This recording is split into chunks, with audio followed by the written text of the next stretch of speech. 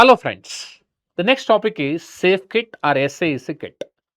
So this is safe kit, it's a medico legal kit. The safe means sexual assault forensic examination kit, also known as sexual assault evidence collection kit. In this session, we are going to discuss about what is safe kit, what are the objectives of using safe kit, then the components. The safe kit is basically a standardized medico legal kit. So, medico legal, like rape, is a medico legal case. It's a heinous crime. To collect, preserve, and transport evidence from victims, sometime accused, in case of sexual assault, especially rape, or in case of sodomy. Rape, as you know, defined under section 63 BNS, punishable under 64 BNS, and also various sections of POCSO Act 2012. Examination of alleged survivor of sexual assault comes under 184 BNSS. So, victim 184 BNSS, accused 52 BNSS. BNSS means Bharatiya Nagarika Suraksha Samhita. This can be MCQ. Then what are the components of safe kit? Before that, objectives: preserve biological evidence, especially semen. As you know, there are confirmatory tests for spermatozoa like Christmas staining, screening tests like Barberio test, Florence test, acid phosphatase test, saliva basically for DNA profiling, blood and DNA. Maintain chain of custody, that is very important. Ensure uniform examination protocol in all the hospitals. Assist court with a reliable forensic proof. So, the evidence is very important. The medico legal examination and collection of evidence in proving heinous crime, rape, it is very important. Let's see what are the components.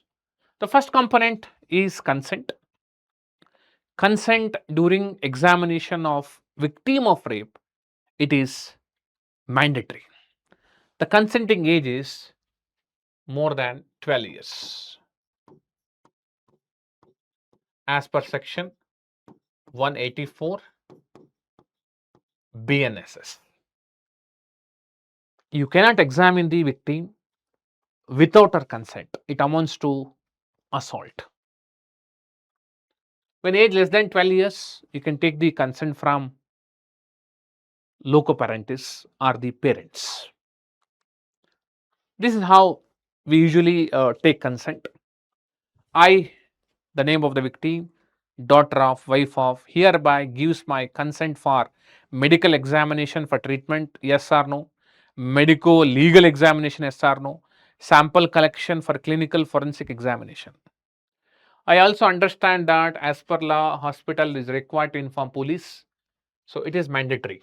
As you know, the various sections of BNSS, section 19 and 21 of POCSO Act, you need to inform police.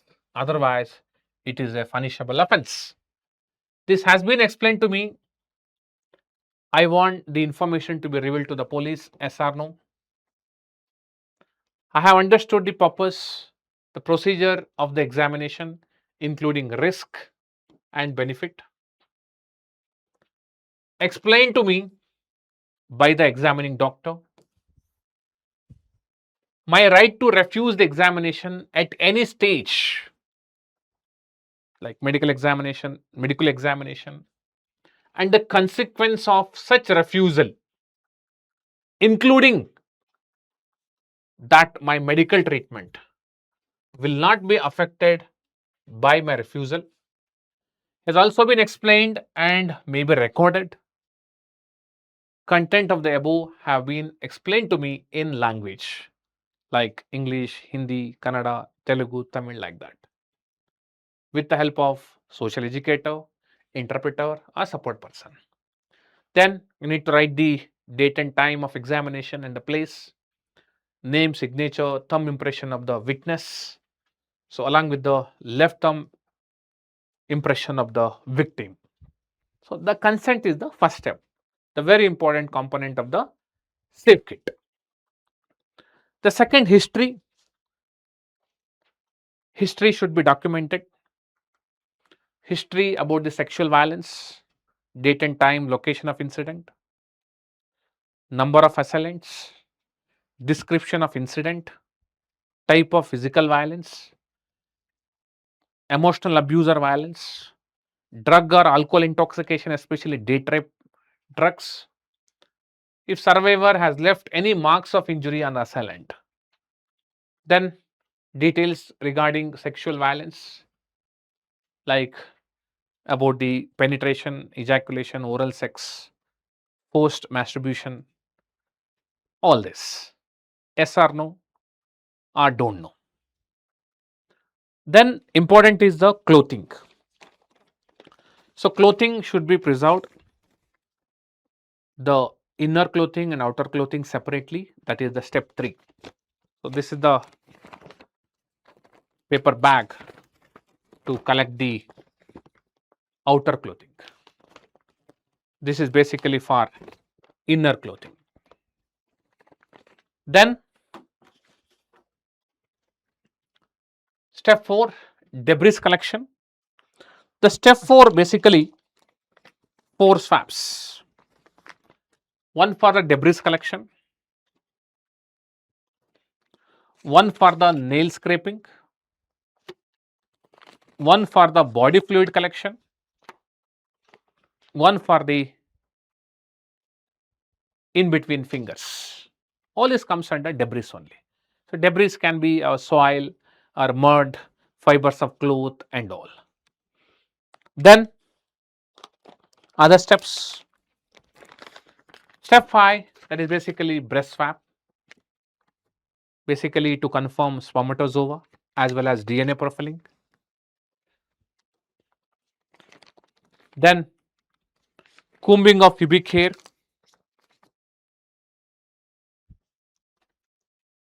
okay, pubic hair, basically for DNA profiling. For DNA profiling, the hair root, one hair root is sufficient to identify the accused. Then clipping of pubic hair, especially from the mons pubis, because at this mons pubis, sometime especially in case of firmly adherent debris. So loose debris can be collected in a separate envelope. Clipping of pubic hair to identify the adherent debris, like this. Then matted pubic hair.